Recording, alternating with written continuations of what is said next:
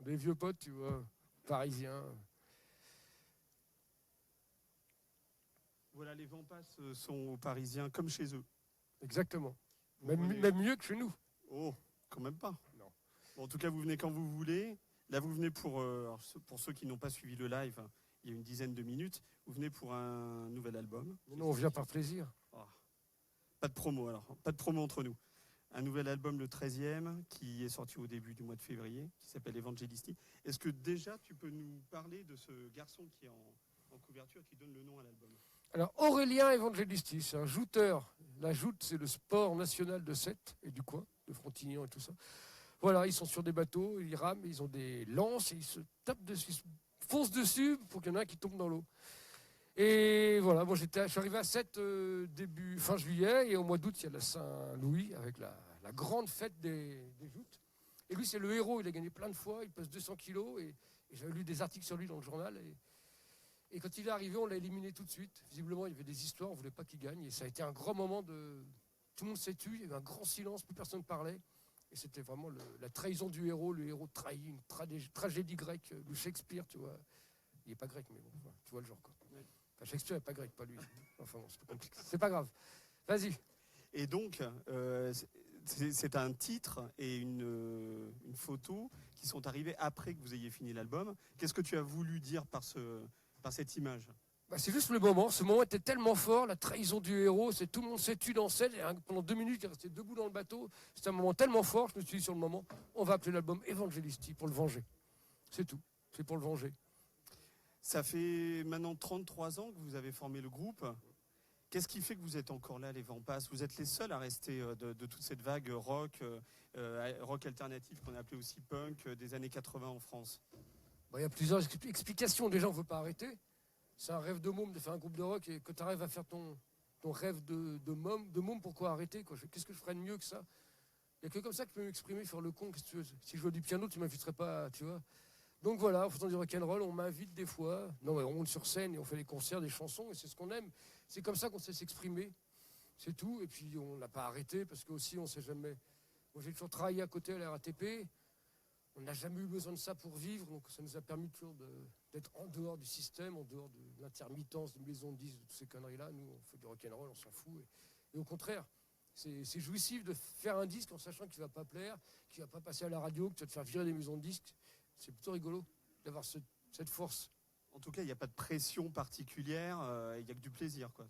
Ouais, que du plaisir, ouais, et puis que je sais pas, c'est que de l'artistique, on fait ce qu'on a envie de faire. Et vraiment, pas une seule fois dans notre vie, une seule seconde, on s'est dit, oulala, si on fait tel morceau, ça va pas plaire à la maison de disques, au contraire. Alors, justement, tu parles maison de disques, ça fait 3 albums, si on compte le best-of, que vous êtes sur V-Records, un label qui sort aussi de l'ordinaire en France. Oui, surtout du rock. Donc c'est vrai qu'il n'y en a pas beaucoup en France, et c'est bien d'être sur un label comme ça. C'est mieux qu'être sur le même label que, je sais pas, je dirais pas d'autres noms, mais voilà. Oui, sur Universal, par exemple, où vous avez été juste le temps d'un album. Oui, on s'est fait virer, mais c'est rigolo, on était bien content de se faire virer d'Universal. Ah non, ce que je dis toujours, ouais, le pauvre Quentin, ça fait 30 ans qu'il se plaint d'Universal, il n'arrive pas à se faire virer. Nous, on a réussi. V-Records, donc le nouvel album est sur cette maison de disques, qui, je le signale quand même, parce que c'est pas si souvent, prend des risques, fait des choses... Ouais, ils signent plein de groupes français, là ils viennent de signer Trust, il y a Fatal Picard, il y a qui encore? Plein de groupes français, et c'est super, vraiment c'est un vrai plaisir. Deep Purple, Des groupes de rock, et ils ne nous mettent pas la pression pour faire de la variété, du coup c'est plutôt bien. On ne demande pas de faire un duo avec Kali par exemple. Non, mais peut-être avec Justin Bieber un de ces jours, puisque vous avez une chanson qui lui est presque consacrée. Il n'y a pas de problème, Justine, si tu nous entends.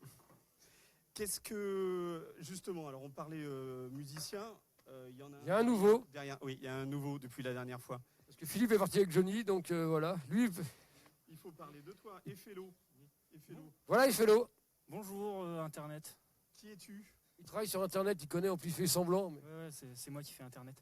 Moi je suis Effello, donc je suis le nouveau guitariste des Vampas. Tu as quel âge et qu'est-ce qui t'a amené ici? Je crois que c'est une belle histoire qui t'a amené dans le groupe. Oui, j'étais fan des Vampas, j'allais les voir plein de fois en concert, et puis au bout d'un moment on est devenus copains. Et quand ils ont eu besoin d'un guitariste, je me suis proposé, et ils ont dit oui, et puis voilà. C'est passé comme ça, et donc c'est cool, et je suis content. Bah, c'est son naturel, il voulait le faire, il connaissait mieux les morceaux que nous. Des fois, on fait des morceaux, il nous dit, mais les gars, c'est pas comme ça que ça se joue. Ah, c'est bon, petit. Non, oui, voilà. Et donc, c'était quand Philippe est parti avec Johnny, donc, on l'a pris. Voilà. Et lui, il partira peut-être avec Dick Rivers un jour, mais... Qu'est-ce que ça a changé dans ta vie d'être dans les vents passent? Déjà beaucoup de routes? Oui, un peu plus de route, mais enfin pas tant que ça, parce qu'avant j'allais les voir en concert en tant que spectateur, donc maintenant je vais juste sur scène, quoi. Ça change pas grand-chose. Et alors comment ils sont quand on les voit pas, quand ils sont en studio ils sont si différents de quand ils montent sur les tables aux Parisiens? Pas tant que ça, mais un On est petit aussi peu con. quand même. On est aussi con dans la vie. Voilà. Bon, merci beaucoup, hein, merci d'être passé avec eux. Pour revenir à toi, tu nous parlais tout à l'heure de 7, parce que voilà, Voilà. le fait est que tu as pris ta retraite, on dirait pas?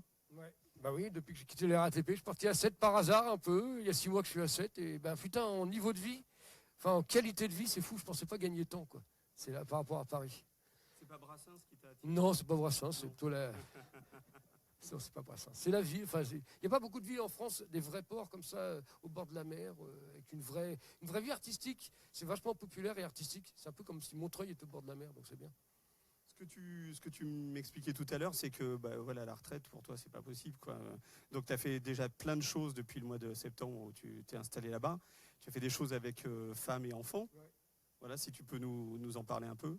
Bah, ça s'appelle Sugar and Tiger. J'ai fait 2 albums avec mes enfants qui sont grands déjà, qui ont 21. Qui jouent aussi avec, il y en a un qui joue aussi avec Effello, tu vois, il fait un groupe.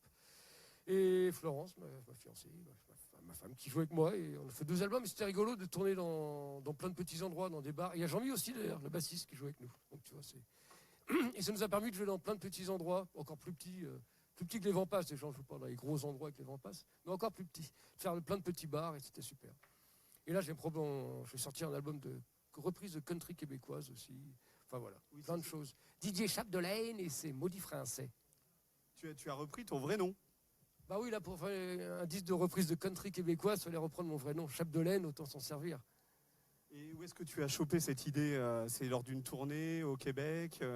Ouais, on a joué plusieurs fois. D'ailleurs, ce serait bien que le disque sorte, je dis ça pour la maison de disque au Québec, qu'on y aille. Oui, on y avait été plusieurs fois. Voilà. Et donc, on était plusieurs fois. En fouillant dans les disques, je trouvais des disques de country de Willy Lamotte ou de Marcel Martel. Et je trouve ça super bien. Et j'ai une idée, voilà. Et un jour, j'ai rencontré un guitariste de rockab et je me suis dit, tiens, ce serait l'occasion de faire découvrir à la France le country québécois. Et alors une tournée en projet, pourquoi pas autour de cet album? Je sais pas du tout, on verra bien. Pourquoi pas. Parce que là, ça serait une tournée presque solo. Bah non, ce serait d'autres musiciens aussi. Non, je ne serais pas solo. Je ne serai jamais solo. Tu as vu comment je joue de la guitare solo ce serait joli, tiens. Un petit mot aussi, tu reviens des États-Unis. Tu es parti quelque temps voir un petit peu comment les États-Unis vivaient sous l'ère Trump. Qu'est-ce que tu as marché? Si tu peux nous raconter un petit peu. J'étais à la marche des femmes à Olympia. Je n'avais pas de bonnet rose, hélas. Et tu vois, il y a plein d'Américains qui sont comme nous, quoi. Faut pas croire, il n'y a pas que des cow-boys avec des chapeaux. Enfin, je veux dire, il y a plein d'Américains qui sont vraiment comme nous et qui ont peur et qui flippent vraiment. Je veux dire, nous, on n'est pas à l'abri, quoi. Je veux dire, si un jour on a, hélas, une femme présidente, et qui je veux dire, on fera pas les malins non plus, quoi. Je veux dire, l'Amérique, il y en a plein qui ont super peur, quoi. Mais il y a vraiment 2 Amériques, vraiment plus qu'il y a 2 France, quoi. Il y a vraiment 2 Amériques totalement différentes entre les hipsters de Seattle en fixie avec leur barbe et qui vont chez. Voilà. Et les Américains, c'est-à-dire qui vivent dans le centre de l'Amérique, qui vivent dans le désert avec rien à bouffer et loin de tout. Il y a vraiment 2 Amériques, il faut se parler, quoi. Et en France, c'est pareil, il faut qu'on se parle, quoi. C'est vraiment la solution. La seule solution, c'est de se parler, quoi. De parler avec les gens, de pas. Là-bas, ils ne se parlent pas et on en arrive à des choses comme ça. En France, c'est pareil, quoi. Il y a quand même 30% des gens qui votent Front National et il faut essayer de parler à ces gens-là. C'est pas la guerre civile qu'il nous faut, c'est parler. Je veux dire, moi, j'ai fait plus contre le Front National à la RATP. Quand tu tournes avec un mec qui est toute la journée, ou pendant plusieurs mois, tu dois tourner toute la journée avec un mec qui vote Front National, qu'est-ce que tu fais? Tu lui parles pas parce que c'est un gros con, ou tu parles avec lui, tu essaies de temps en temps de lui dire, mais t'es sûr là que c'est une bonne idée, ça? Pourquoi il dit ça? Mais là, tu vois. Enfin, tu vois, j'ai l'impression que le seul moyen de lutter contre ça, c'est de parler avec les gens, de discuter, d'être plus ouvert, plus tolérant et de de se parler, quoi. C'est pas en se coupant en 2. Et aux États-Unis, tu as senti ça, que c'était possible à nouveau? Bon, ça me semble difficile. Ils n'en sont pas là du tout aux États-Unis. Il y a vraiment deux Amériques tellement différentes que je ne sais pas comment ça va se faire. Bon, après, peut-être la bonne nouvelle de ça, c'est que ça va peut-être relancer le rock américain qui, depuis quelques années, est un peu tristouné. Si Trump peut faire autant pour le rock'n'roll que Thatcher en a fait pour le punk, ce serait bien.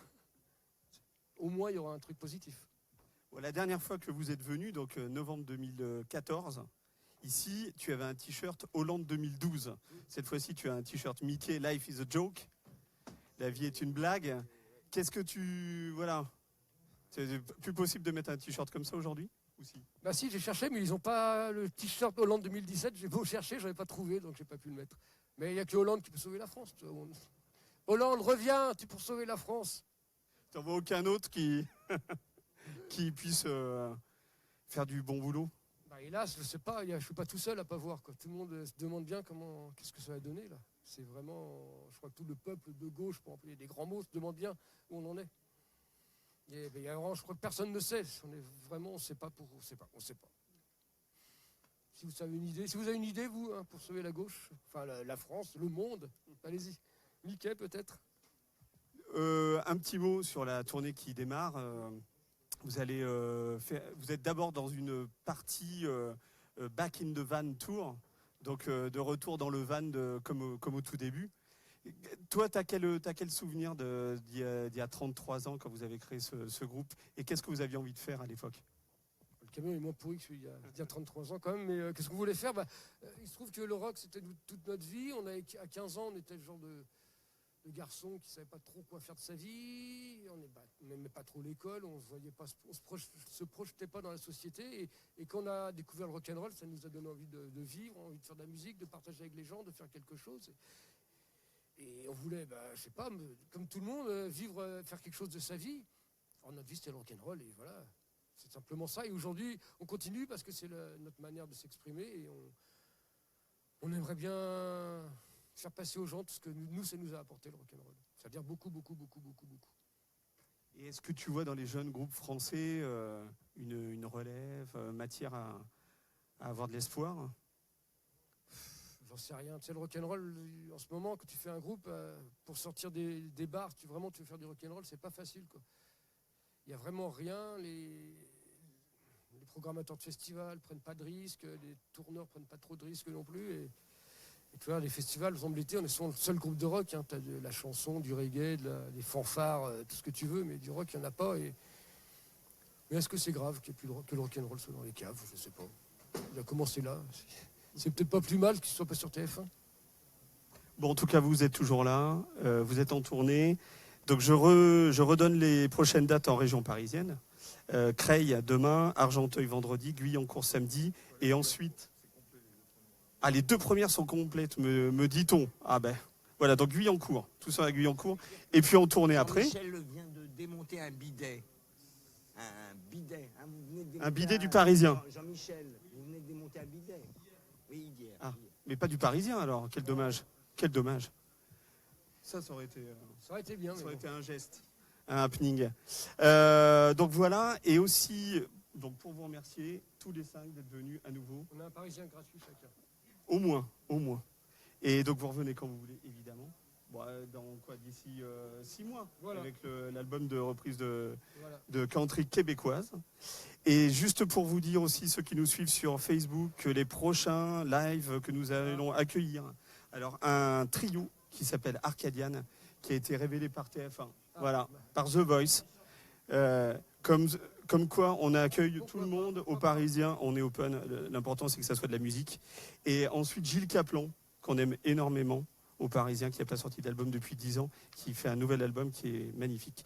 Et voilà, un comeback gagnant qui sera aux Parisiens le 8. Voilà, c'est pour les 2 prochains, mais il y en a encore plein d'autres à venir. À bientôt, merci de nous suivre, et encore merci d'être fidèle aux Parisiens. Merci à vous de faire ça, parce qu'il n'y a pas beaucoup de journaux qui le font. C'est tout le plaisir est pour nous. À bientôt. Allez, on retourne au boulot maintenant.